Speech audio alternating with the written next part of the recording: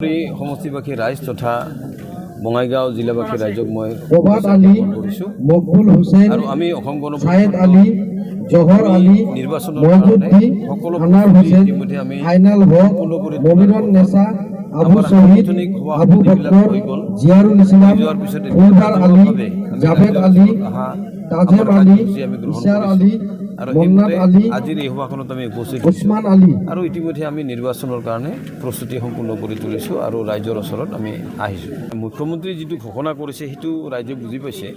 তাৰমানে মুখ্যমন্ত্ৰী এটা প্ৰস্তাৱ দিছে, এই প্ৰস্তাৱটো বিবেচনা হ'ব। যদি দলে বিবেচনা কৰি সকলোৱে যদি মুখ্যমন্ত্ৰীৰ কথাটো সঁহাৰি দিয়ে তেতিয়াহ'লেহে তেওঁলোক পাব। কিন্তু তেখেতসকলে ফণীদাৰ ওচৰত এই প্ৰস্তাৱটো দিছে আৰু আনুষ্ঠানিক কোনো আলোচনা হোৱা নাই, যাৰ কাৰণে মানুহ আচলতে কোনো ভুল সেইটো বুজা নাই। মুখ্যমন্ত্ৰীৰ কথাটো স্পষ্ট, তেখেতে ঠিকেই কৈছে যে আমাৰ বঙাইগাঁও জিলাত তেখেতসকলে এটা সমষ্টি বিচাৰিছে।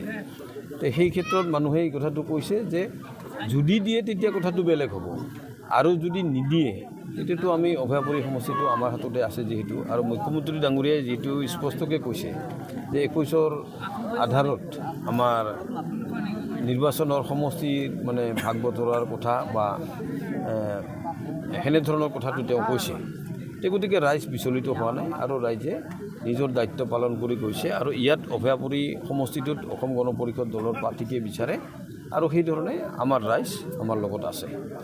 মানে ৰাইজে সকলো ৰাজনৈতিক দলৰ পাৰফৰ্মেঞ্চটো দেখিছে, চাই লৈছে যে অসমত অহা কাৰ্যকালৰ কাৰণেও 5টা বছৰৰ কাৰণেও আমাৰ এই চৰকাৰখনে ইয়াত থাকিব, আৰু হেমন্ত বিশ্ব শৰ্মা ডাঙৰীয়াই পুনৰবাৰ মুখ্যমন্ত্ৰী হ'ব। গতিকে ৰাইজে এই কথাটো স্পষ্ট যে আমি কি কাৰণত বিৰোধী পক্ষত থাকোঁ, কাৰণ এইখন চৰকাৰৰ দিনত আমি এনেচালে বঞ্চিত হোৱা নাই।